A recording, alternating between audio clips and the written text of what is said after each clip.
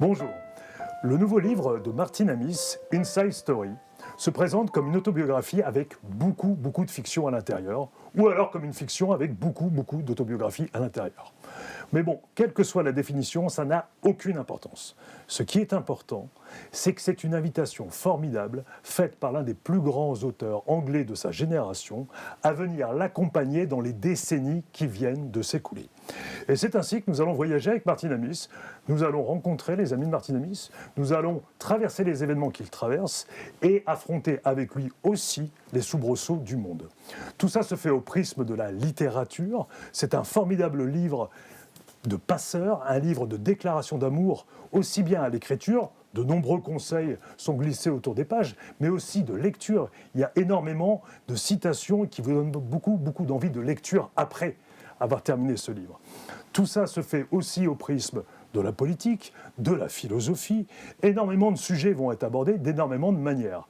Mais tout ça est porté par la gouaille et le style extraordinaire de Martin Amis, ce mélange d'érudition, de finesse d'analyse, d'humour, de férocité aussi, et son côté à la fois coup de fouet et émotion, qui font qu'on est totalement transporté par ce livre, qui est un cocktail absolument vivifiant en ce début d'année, et Dieu sait qu'on en a besoin. Alors, Bernard Turle, bonjour. Vous êtes le traducteur de ce monstre qui est Inside Story. Alors forcément, moi, la première question que je voulais vous poser par rapport à ça, c'est quand vous voyez arriver ce livre, impressionnant déjà physiquement, comment vous l'abordez ? Déjà, je ne suis pas trop impressionné parce que c'est ce que j'aime, ma vie ne serait rien sans ce genre de bouquin. Donc ça me va tout à fait, je n'aime pas beaucoup la simplicité, donc je suis dans l'eau qu'il me faut. Après, Martin Amis a une réputation, oui, il impressionne, ce n'est pas le Martin, c'est du moins ce que racontent les journalistes. Moi, ce n'est pas l'impression que j'ai, en tout cas ce n'est pas l'impression du traducteur qui traduit un auteur qui est l'un des plus géniaux que je traduis, et j'en traduis pas mal. Et voilà, je me glisse devant. De toute façon, il commence en invitant le lecteur ou la lectrice dans son appartement. Il offre une tasse de café ou un alcool. Donc ça va très bien, moi je me glisse et je suis.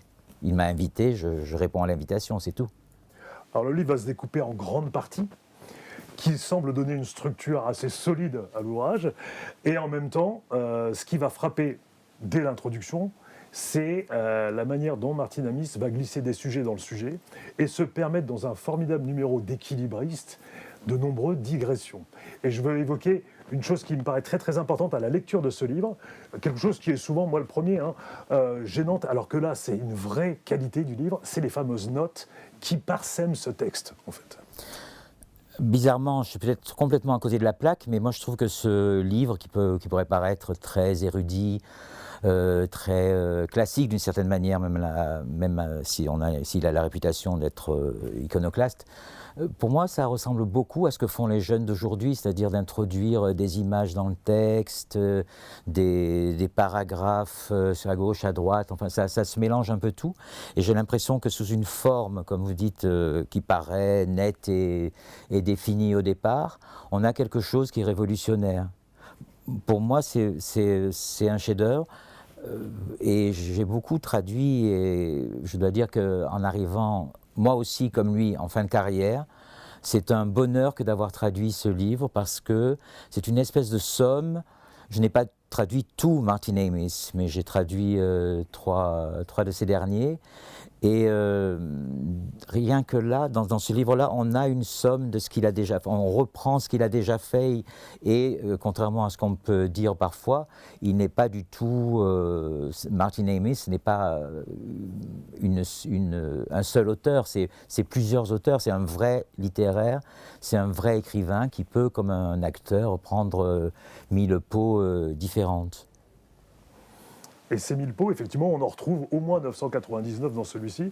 Oui, dans des fausses. Dans des fausses. Ce qui est alors ce qui est fascinant, mais ça c'est lui qui le dit, c'est que le personnage féminin principal, hormis son épouse qui apparaît comme, qui est d'ailleurs une écrivaine connue, bon, ou ses enfants, dont c'est très, voilà, on pourrait être chez soi et parler entre amis.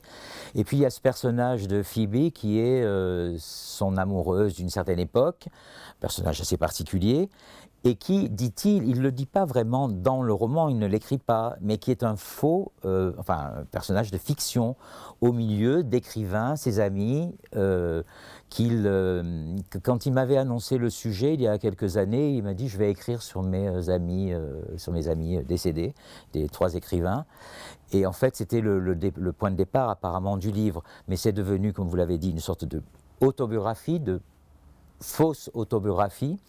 Et on s'aperçoit, ce que je trouve fascinant, parce qu'on a un auteur dont on dit qu'il est très froid, sévère, un peu, bon, sa réputation est un peu sulfureuse, et en fait il y a une humanité que je trouve extraordinaire dans ce livre, hormis son intelligence que j'ai toujours trouvée capitale chez lui.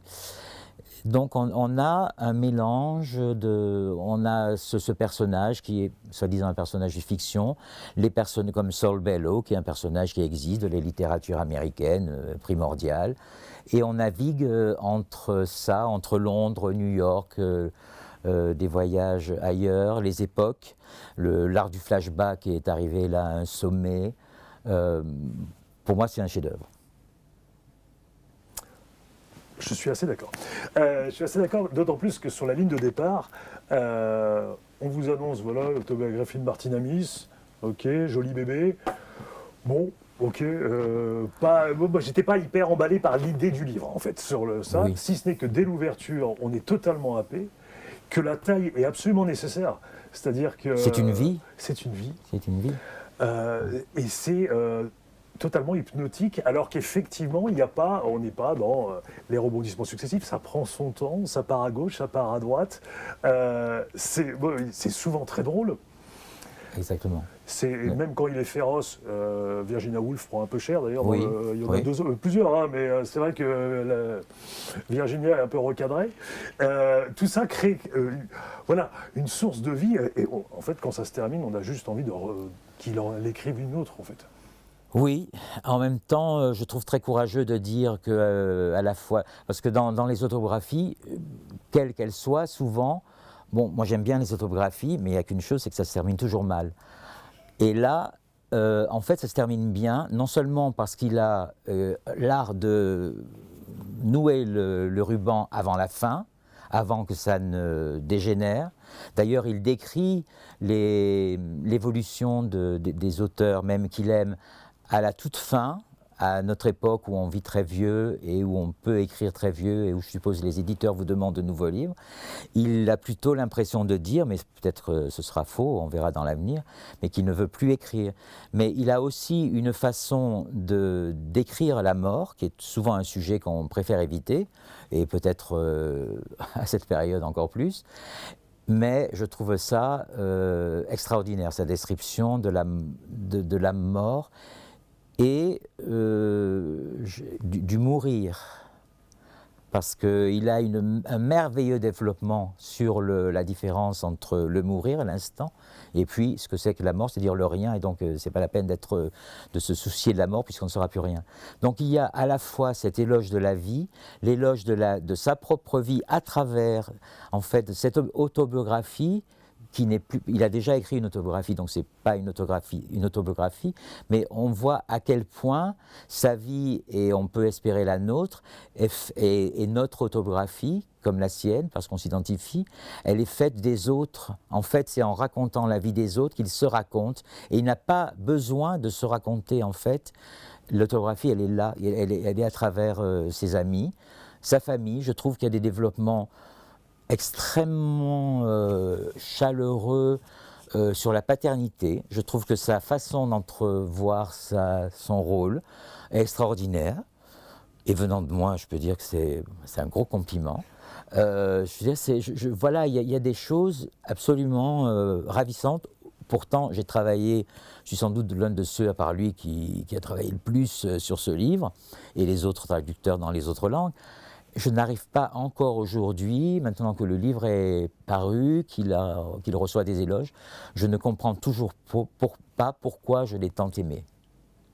Mais c'est une bonne question, effectivement, parce que, voilà, si en le décrivant, on peut très vite l'enterrer, entre guillemets, ce livre. Peut-être. Et alors qu'il n'y a aucun round d'observation dès l'invite. On est transporté, et comme vous l'évoquez, il est important que c'est une autobiographie, mais une autobiographie au prisme effectivement de ses amis.